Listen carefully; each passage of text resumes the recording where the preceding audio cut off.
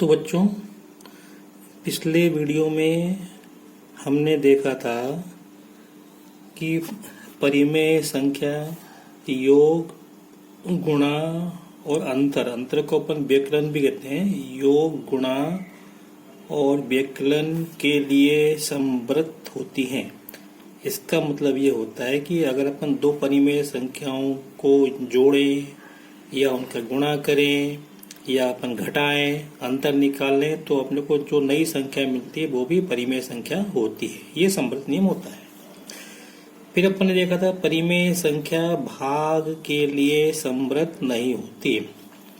अगर इसमें अपन दो संख्याएं लें और एक संख्या में दूसरी संख्या का भाग दें तो जरूरी नहीं है कि वो परिमेय संख्या हो भी सकती, नहीं भी हो सकती।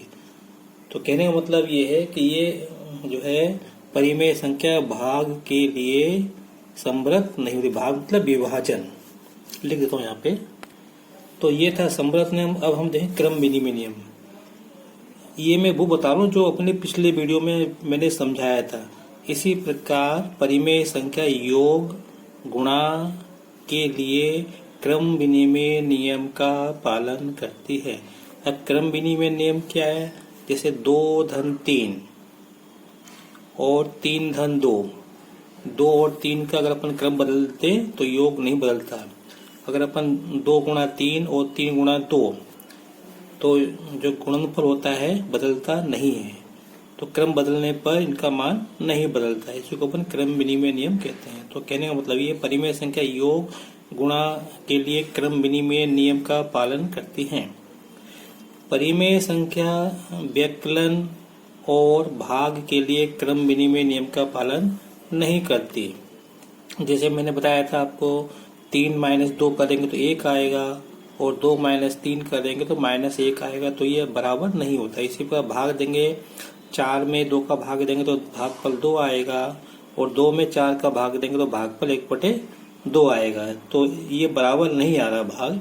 इसलिए हम कहते हैं कि परिमेय संख्या व्यकलन और भाग के लिए क्रम विनिमय नियम का पालन नहीं करती। अब इस वीडियो में हम देखेंगे कि परिमेय संख्या का योग, गुणा, व्यकलन और भाग साहचर्य नियम का पालन करती है क्या? तो साहचर्य नियम में अपन 3 संख्या लेते हैं। तो मैं परिमेय संख्या के लिए साहचर्य नियम बताने से पहले मैं आपको पूर्णांक लेके समझाता हूँ। पूर्णांक मतलब क्या?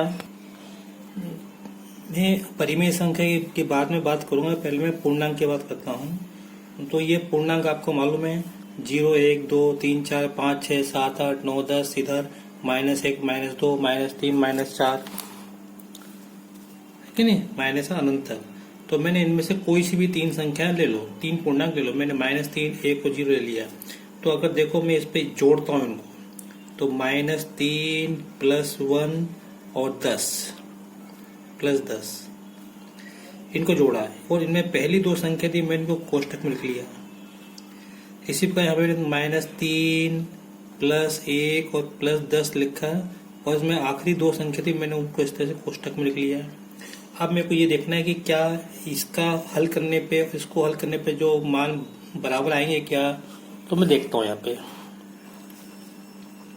-3 और 1, तो माइनस के 2 बचेंगे, -2 + 10, तो प्लस के 8 बचेंगे। यहाँ पे देखते हैं -3 + 10 और 11 में से 3 जाएंगे तो 8।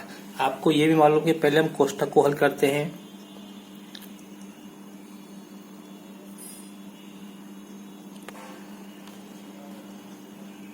तो इसमें से -3, 1, 10 ले लिया मैंने ऐसे, और इनको -3, इनको पहली 2 संख्याओं को मैंने कोष्टक में लिखा और उसके बाद यहाँ पे ये +10 ऐसे कैसे लिखा। इसी प्रकार -3 + 1 + 10 लिखा और बाद की दोनों संख्याओं को मैंने कोष्टक में लिखा है।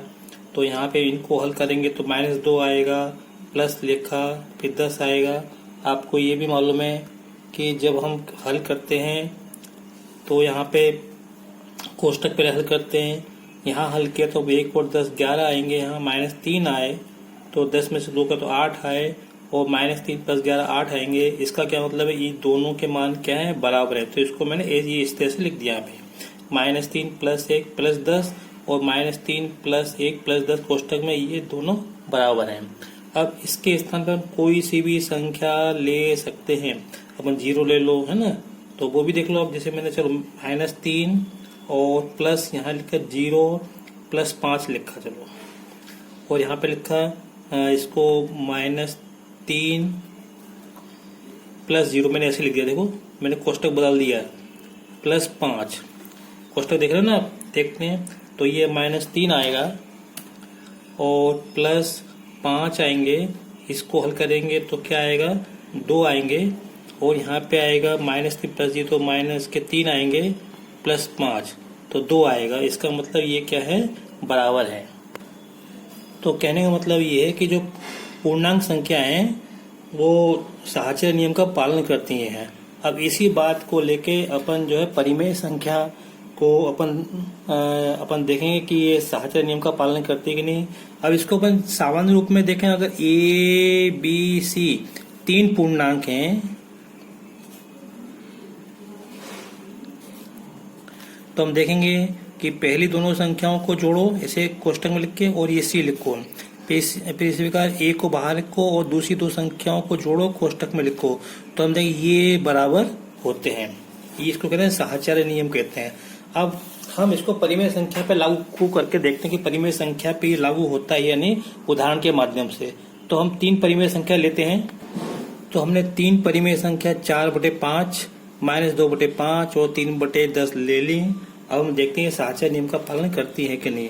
तो हम क्या करेंगे, ये 4/5 प्लस -2/5 इसको कोष्टक में लिखा और प्लस 3/10 ये लिखा। इसी प्रकार मैंने 4/5 ये लिखा और -2/5 और प्लस 3/10 को इस तरह से कोष्टक में लिखा। अब आप देख रहे हैं इधर कोष्टक में इनको लिखा, इधर कोष्टक में इसको छोड़ के इसको लिखा मैंने। अब मैं इसको हल करता हूँ, तो हल करने पर लघुत्तम कितना आएगा, 5 आएगा इसका। यहाँ पे आएंगे 4 -2 आएगा प्लस 3/10 आएगा। यहाँ पे ये 4/5 आएगा प्लस, और इसका ये जो है लघुत्तम आएगा 10 आएगा। 5 में 10, 2 दूनी 4 आएंगे माइनस के, प्लस यहाँ पे 3 आएंगे। इसको हल करेंगे 4 में से 2 गए तो 1/5 आएगा और प्लस 3/10 आएगा। यहाँ पे हल करेंगे तो 4/5 आएगा प्लस यहाँ पे -4 प्लस 3 माइनस का 1 आएगा बटे 10 आएगा। इसको हल करेंगे तो यहाँ पे लघुत्तम आएगा 10 आएगा। यहाँ पे आएंगे 2 आएंगे, यहाँ पे 3 आएंगे। अब कैसे आएंगे ये आपको मालूम है, लघुत्तम लेके कैसे करते हैं। अब यहाँ पे इसको हल करेंगे तो लघुत्तम 10 आएगा, यहाँ पे 8 आएंगे, यहाँ पे -1 आएगा।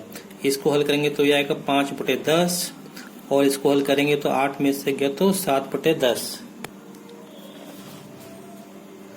तो आएगा 7/10। देखो ये बराबर नहीं आ रहा है, बराबर आना चाहिए। इसका मतलब हम कहीं गलती कर रहे हैं। तो मैं को चेक कर लेता हूँ यहाँ से कहाँ गलती हो रही है मेरी। तो लघुत्तम 5 है, यहाँ 4 -2 आया। हाँ देखो 4 में से 2 गए तो 2 बचेंगे, यहाँ पे ये गलती हो रही है। तो यहाँ पे 4 आएंगे। अब देखो 4 और 3 7, तो 7 हो गए। तो अब आपने देखा ये दोनों बराबर हैं। ये किससे आए थे, इससे आए थे। ये किससे आए थे, इसको हल करने पे आए। तो इसका मतलब ये दोनों बराबर है। तो कहने का मतलब ये 4/5 प्लस -2/5 प्लस 3/10 बराबर 4/5 प्लस कोष्टक में -2/5 प्लस 3/10। तो जैसे मैंने ये संख्याएं ली हैं, हम कोई सी भी 3 परिमेय संख्या ले सकते हैं। ठीक है, 0 भी ले सकते हैं इसमें अपन। तो सभी परिमेय संख्याएं साहचर्य नियम का पालन करती हैं। तो ये क्या, ये साहचर्य नियम, ये जो बराबर आया ना, इसका मतलब परिमेय संख्या योग के लिए साहचर्य नियम का पालन करती हैं। तो अर्थात परिमेय संख्या योग के साहचर्य नियम का पालन करती हैं। अब जैसे हमने प्लस लिया था, अब हम गुणा के लिए देखेंगे। इन्हीं संख्याओं को लेके गुणा के लिए हम देखते हैं कि वो जो है साहचर्य नियम का पालन करता है कि नहीं करता। तो अब गुणा के लिए तो अब देखो मैं ऐसे करता हूँ 4/3 गुणा -2/5 गुणा 3/10। तो ये आए यहाँ से, देखो ये पहली दो संख्याओं को कोष्टक में लिखा, इधर कॉमा लगाए बीच में, फिर दूसरी दो संख्याओं को कोष्टक में लिखा है, पहली बाहर लिखी। अब हमको इसको सोल्व करेंगे, हल करेंगे, तो इनका मान देखते हैं बराबर आता है कि नहीं आता है। तो यहाँ से देखते हैं, तो 4 और 2, ये 4 तीनों 5 से नहीं कट रहा, 2 भी तीनों 5 से नहीं कट रहा है। तो ऊपर को ऊपर गुणा करेंगे, नीचे का नीचा, अंश का अंश का, हर में हर में। तो गुणा करेंगे तो 8/15 आएगा, और यहाँ पे आएगा ये 3/10, ऐसे कैसे ही ऐसे यहाँ पे 4/3 ये लिखा, और इसको हल किया तो ये माइनस, देखो कट रहे हैं, कुछ नहीं कट रहे हैं, तो -6 हाँ कट रहे हैं, शायद 2 से 10 कट रहे हैं, मैंने नहीं काटे अभी। 2 3 6 और 50, ठीक है। चलो अब देखते हैं, इसको हल करते हैं। इसका इसमें गुणा करते तो -24 आएंगे, इसका इसमें 150 आएगा। यहाँ पे गुणा करते तो -24 आएंगे, इसका गुणा करते 150 आ रहा है। तो देखो ये बराबर आया ना, तो ये किससे आया, ये इससे आया, और ये किससे आया, ये इससे आया। जब ये बराबर है तो ये भी बराबर होंगे, तो मैं इसको लिख देता हूँ। तो देखते हैं, अगर A B C परिमेय संख्या है तो A गुणा B कोष्टक में गुणा C बराबर A गुणा कोष्टक B गुणा C, ये बराबर होते हैं। अर्थात कहने का मतलब ये कि परिमेय संख्या जो है गुणा के लिए सहस्त्र नियम का पालन करती है। एक उदाहरण और आप चाहो तो देख सकते हो, चलो मैं देख लेता हूँ।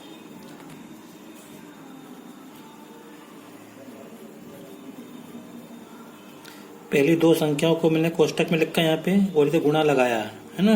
अब इधर दूसरी दो संख्याओं को, बाद की दो संख्याओं को कोष्टक में लिखा है, इसको हल करते हैं। इसका इसमें गुणा करेंगे तो अपने को मान 4/3 आएगा, यहाँ पे 0 आएगा, 0 का गुणा इस संख्या में करेंगे तो 0 ही आएगा। ये देखते हैं, ये आएगा 4/3 गुणा, ये रहा गुणा, 1 का गुणा 0 में करेंगे तो 0 आएगा, और फिर 0 का गुणा 4/3 में करेंगे तो 0 आएगा। तो ये बराबर आएगा, ये 0 इससे आया, ये 0 इससे आया, तो इसका मतलब कि ये इसके बराबर है, तो लिख दो। तो ये लिख दिया, ठीक है। तो इस तरह से अपन ने देखा परिमेय संख्या योग और गुणा के लिए साहचर्य नियम का पालन करती हैं। कितनी भी बड़ी संख्या ले लो, चाहे प्लस की ले लो, चाहे माइनस की ले लो, तो सबके लिए योग और गुणा के लिए साहचर्य नियम का पालन करती हैं। अब अपन अगले वीडियो में देखेंगे कि परिमेय संख्या व्यवकलन और विभाजन के लिए साहचर्य नियम का पालन करती है या नहीं। इस वीडियो में इतना ही। अगर आपको मेरा वीडियो पसंद आया हो तो इसे लाइक करें, शेयर करें और सब्सक्राइब जरूर करें, और अपनी उत्तर पुस्तिका में फेयर कॉपी में नोट जरूर करें, विशेषकर कक्षा 9 वाले।